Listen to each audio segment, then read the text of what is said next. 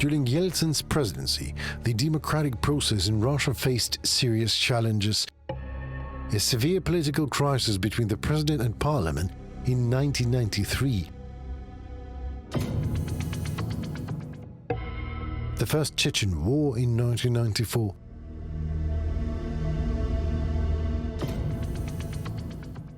The threat of communist revenge in the presidential election in 1996.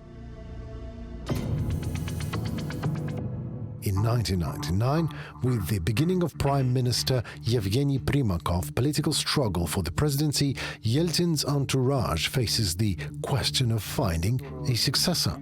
I have never talked to the winds. We will restore order based on the law. We will revitalize the country. In the mid-90s, it became clear to the KGB that it was possible to seize power only from within, only by putting their man in charge of the state in such a way that everyone would vote for him, because the method of force would most likely fail.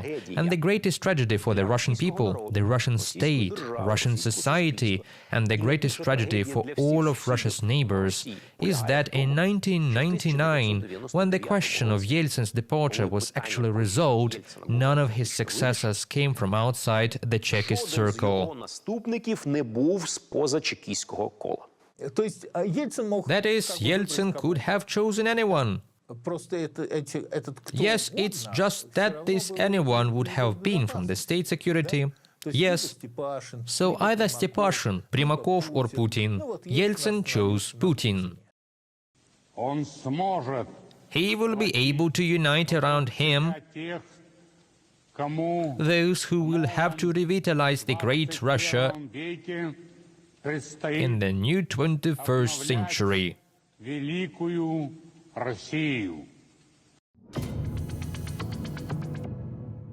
These are 7 months left before the presidential elections. According to a poll by the Public Opinion Foundation, Putin's electoral rating at this time was only 1%.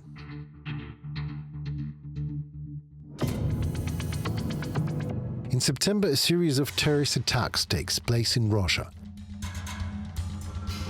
September 4th, Dagestan, Buynaksk. A truck with 3 tons of explosives explodes near a house where military families live. 67 people are dead. September 8th, Moscow, Pechatniki district. An entire staircase of 9-story building blows up. 106 people die. September 13th, Moscow, Kashirskaya highway. An explosion destroys an entire building. 124 people are killed. September 16th, Volgodonsk, car explosion near a 9-story building. 19 people are dead, including 2 children. On September 22nd, in Ryazan, residents of an apartment building on Novoselov Street noticed suspicious people bringing some bags into the basement of the building. The police arrived at the scene. The next day, Russian Minister of Internal Affairs Vladimir Rushailo announces the version about the terrorist attack being prevented. The work is already underway, and there are some positive developments. This is evidenced in particular by yesterday's prevention of an explosion in a building in Ryazan. However, immediately after his speech in the corridor of the Ministry of Internal Affairs, FSB Director Nikolai Patrushev denies the minister's statement.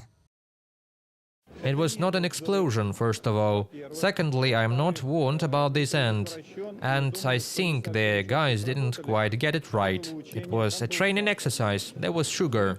There was no explosive.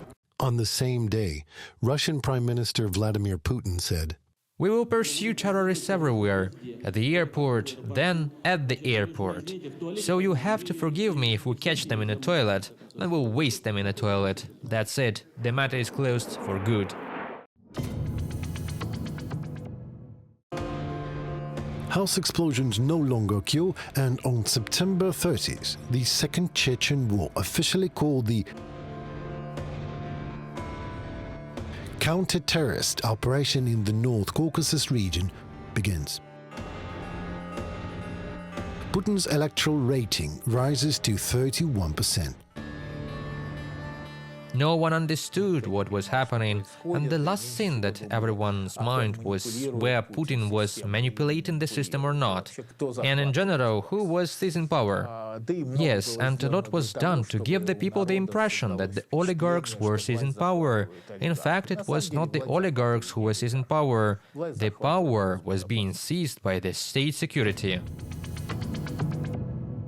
December 20th, 1999, a meeting of the FSB leaders takes place in honor of the Chekist Day.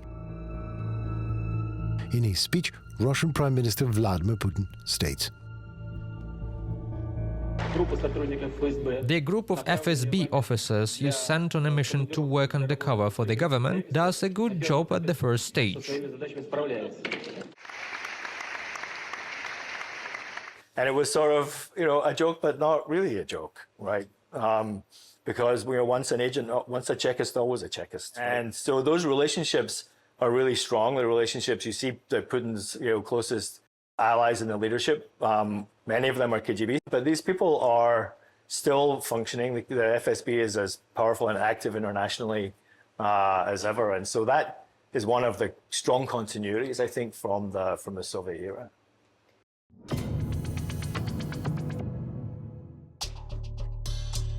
In the presidential election in the Russian Federation, Vladimir Putin receives 60% of the vote and wins in the first round.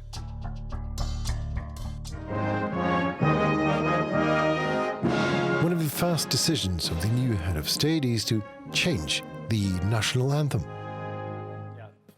So I was in Moscow in 1999 and 2000 when Putin restored the Soviet anthem, restored the red flag to the Red Army, and really kind of amongst his very first acts as president. So at one and the same time, you had the imperial symbol, the eagle, the double-headed eagle, and the Soviet anthem being played at the same event. So completely bizarre from a historical perspective.